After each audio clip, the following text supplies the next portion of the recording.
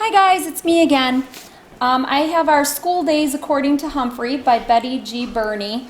We usually read this at the end of the day or whenever we get a few minutes in between. I'm not sure if this is the end of the day for you or bedtime or mid-afternoon, but I hope you enjoy the story. When we left off, they were talking about taking one of the pets to a different classroom. And I remember Humphrey was not very happy about that, and it didn't sound like Og was happy either. Og was unusually quiet. Just in case he was sleeping, which I'm never sure about, I opened the lock that doesn't lock very gently and managed to slide down the table leg without making a sound. Then I darted across the floor, slid under the door, and made a right turn. When I got to room 20, I made a left turn, and there it was, room 18.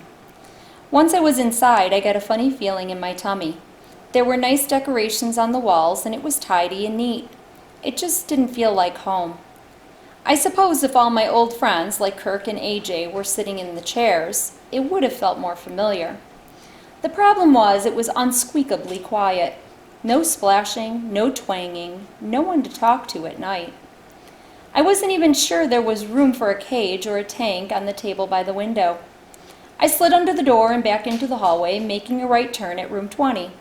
As I scurried past the other classrooms, I realized that if Og and I were separated, I could still come visit him at night. I'd be able to tell him all about the problems in Miss Becker's classroom. But all I'd find out about what was going on in room 26 would be the usual boing, boing. As I approached room 26, I heard a very, very loud noise. Scree! Scree! It was Og's alarm call. Something must be terribly wrong. I slid under the door so hard I zoomed halfway across the classroom. Scree! Scree! I'm here, Og. What's wrong? I asked. Og was suddenly silent, and I knew what was wrong. I'd been so quiet when I left room 26 that when Og realized I was gone, he didn't know what had happened to me. Sorry, Augie. I just went down to room 18 to check it out, I explained. I reached the table and looked up at the blinds cords hanging down. Even though I am always a little nervous about getting back up on the table, I grabbed hold of the cord and started swinging, higher and higher, until I reached the top of the table and let go. I slid again right up to Og's tank. Sorry you were worried, I told him. Boing, he replied. He sounded much calmer now. Once I was back in my cage, I wasn't really that sorry. At least now I knew that if Og and I were separated, he'd miss me as much as I'd miss him. I carefully slid my notebook out from behind the mirror and wrote what was left in my heart. Autumn, oh autumn, bring changes every day. Autumn, oh autumn, I don't want to move away.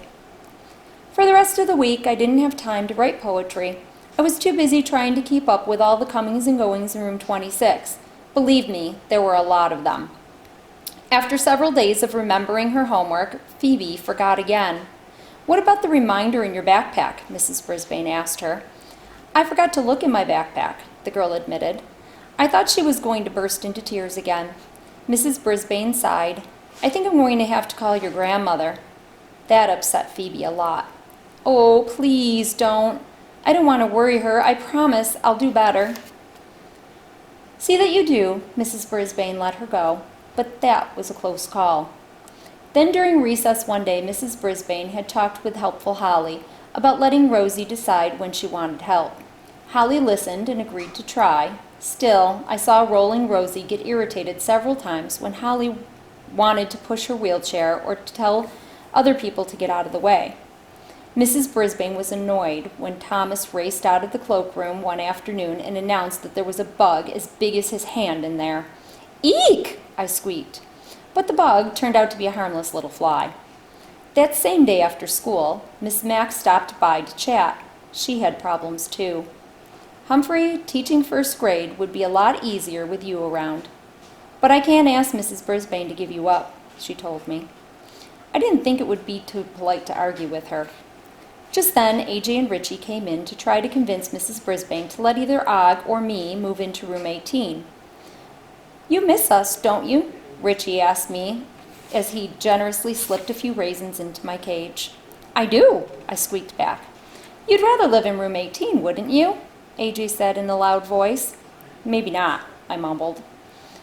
I wasn't sure how I felt about moving to room 18, and I couldn't tell what Mrs. Brisbane was thinking, because she was spending every spare moment playing with cards.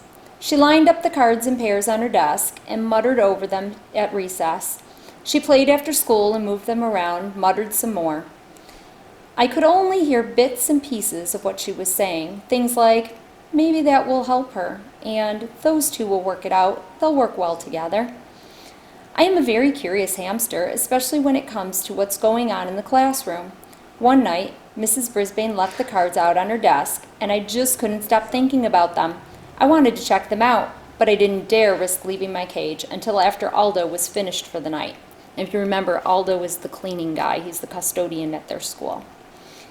Hi, Rodent and Frog. Greetings from a primate, Aldo announced when he came in to clean. What's a primate? I asked. Aldo pulled out a cloth and started dusting the student tables. Primates are the group of animals that humans belong to. Rodents are the group of mammals hamsters belong to. I guess you already know Og is a frog, he explained. There are so many kinds of frogs. They have a whole group all to themselves. I was shocked to find out that there were more frogs and hamsters in the world. Imagine that. Aldo began to dust the teacher's desk. No, no, no, I squeaked. Mrs. Brisbane had worked so hard arranging those cards. Whoops, Aldo said. Mrs. Brisbane's in the middle of something here. He looked at the cards more closely. Looks like she's got something planned here. Brisbane's buddies. Brisbane's buddies? I'd never heard of that before. Aldo left the cards alone and mopped the floors. When he was finished, he stopped to eat his supper and talk to us. I told Maria that I'm lucky I get to clean Mrs. Brisbane's room. He said that as he munched on a sandwich. Maria was Aldo's wife and a special friend of mine. I get a lot of good ideas about teaching just from seeing what she's doing, he added. Aldo gave me a small piece of carrot and dropped a few froggy food sticks into Og's tank before he left. He was a thoughtful friend. Once Og and I were alone again, I couldn't stop thinking about those cards. Brisbane's buddies, I said. Og, do you have any idea what that's about? Og splashed lazily in the water. He obviously didn't have an idea. Now I can finally find out for myself, I said. I flung open the door of my cage and scurried to the edge of the table and slid down the cord hanging from the blinds. Getting to Mrs. Brisbane's desk was easy. Getting on Mrs. Brisbane's desk was very, very, very difficult. In fact, it would have been completely impossible except for those little bars between the chair legs. I think they're called rungs, but don't ask me why. However, climbing the chair that way meant reaching up as high as I could, grabbing hold, and then pulling myself up, rung by rung, with all my might. I'm strong because I get so much exercise. Then balancing on the top of the rung, I had to reach up high again, pull myself up and slide onto the seat of the chair. After stopping to catch my breath, I reached up one more time, pulled myself up to the arm of the chair, and rested again. Luckily, Mrs. Brisbane always pushes her chair under the desk, so from the arm of the chair it wasn't too difficult to pull myself up onto the desktop. Although I was eager to get to the cards, I couldn't help noticing rocking Aki's hamster ball. I took a closer look. I'd really only seen Aki up close when he was moving. Now he was completely still. He actually didn't look much like a hamster at all. His fur wasn't shiny and golden like mine, and his eyes were lifeless pieces of plastic. I felt a little sorry for him. I decided to concentrate on the cards. One big card said Brisbane's Buddies, and the rest were laid out in pairs. Each card had one student's name on it. Above each pair was a label that said something different. I'm going to stop right there for today. We'll have to find out what happens with Og and Humphrey tomorrow. I hope you guys had a good day today, and I will see you soon.